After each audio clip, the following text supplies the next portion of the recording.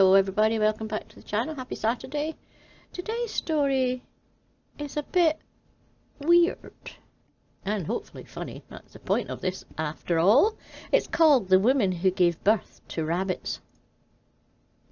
In August 1726, Mary Toft, a 25-year-old woman who worked as a servant in Guildford, Surrey, had a miscarriage. Somewhat unusually, she still looked pregnant a month later. A lot more unusually, she began firing out parts of animals like some sort of meat cannon.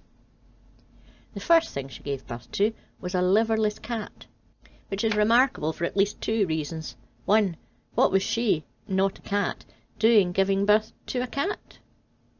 Two, who the hell witnesses the birth of a cat to a human woman and goes, "Fuck me, this cat appears to be liverless. Astonishing!" As though that was the shocking part. The family decided to ask for the help of a local physician, which sounds obvious, but part of me wonders if I'd be confused about protocol and think about calling the vet. Guildford obstetrician John Howard visited Mary and was given the cat that had come from her fanny, something you'd have to be the most ardent of cat lovers to be pleased about, as well as an assortment of other animal parts. During October, he noted down the various bits of meat that made their way out of her vagina, including the legs of a cat, a rabbit's head, and 9 dead baby rabbits over the course of just one day.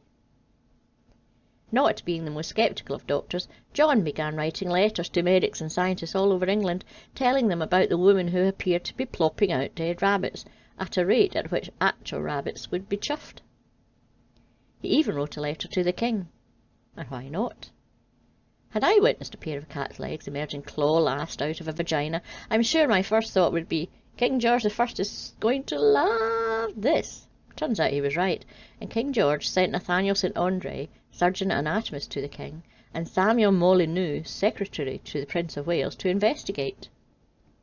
Toft was now a local celebrity, although I'm not sure whether they had enough celebrities to have A-listers back in the 1700s. And even less certain where on the scale from Tom Cruise to Cheggers it would make if your main talent was shooting out Bugs Bunny. If you don't know who Cheggers is, Google it.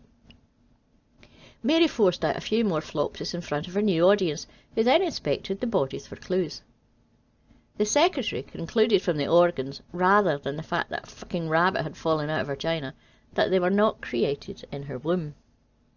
The surgeon, meanwhile, was convinced this was the real deal. More doctors got in the case and came to see her giving birth to more rabbits. The locals were invested in dead rabbits with a zeal that would go unequalled until the creation of Elmer fucking Fudd. One doctor, Cyriacus Ahlers from Germany, was particularly unconvinced and demanded to inspect one of the rabbits' anuses. That's one rabbit with one anus, not one rabbit with multiple anuses. That would be plain weird. Up in there, after a bit of rummaging, he found that the rabbit's poo contained corn, which isn't exactly in plentiful supply inside a vag. He had confirmation that something was amiss. He told the king, who I really feel should have had better things to be getting on with than keeping track of Mrs. Rabbit Vag, that he believed it to be a hoax. The other doctors were suspicious too, but having spent quite a long time being incredibly on board with the idea, they wanted to keep it a bit quiet that this was anything other than a miracle. Andre even printed a book about the woman, and the public believed Mary's explanation that her dreams about rabbits and her desire for rabbit meat during pregnancy had turned her into a Nerf gun for bunnies. Things got even more out of hand when the national press picked up the story, and people began flocking to see the woman give birth to chunks of meat. Andre took a gamble on her condition being real and invited other doctors who were sceptical to come and watch her in the act. She was shut away in a bathhouse in London, far away from any supply of meat. Bizarrely, she still gave birth to rabbits over the course of the next few months, to the surprise of everyone involved. I am, of course, fucking with you. Over the next week, she faded in and out of consciousness due to the various infections that you'd expect to get from acting like a human version of the packaging around a stick of salami. She was finally busted when it emerged that her husband had been buying a suspicious amount of baby rabbits, some of which her sister had attempted to smuggle to her in the bathhouse. As you probably guessed from the first sentence, she'd been shoving rabbits up there as a prank. really committing to the bit, she had forced the cat's claws and so many rabbits past her cervix and into her womb. Toft was quickly forgiven for the hoax, or at least largely forgotten. Giving birth to animals was surprisingly lucrative back then, and you can see why they'd do it. For the poor, it was probably one of the easiest ways to make money, miles better than becoming a mortgage advisor. Meanwhile, the medical profession became something of a joke.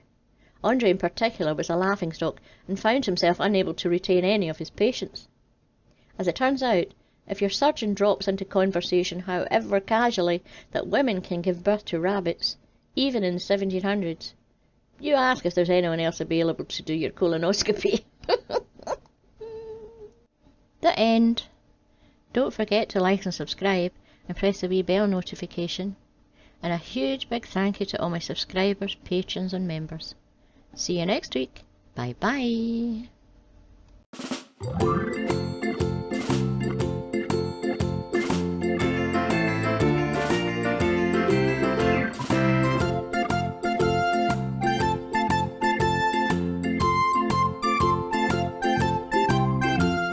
Patrons and members. See you next week. Bye bye.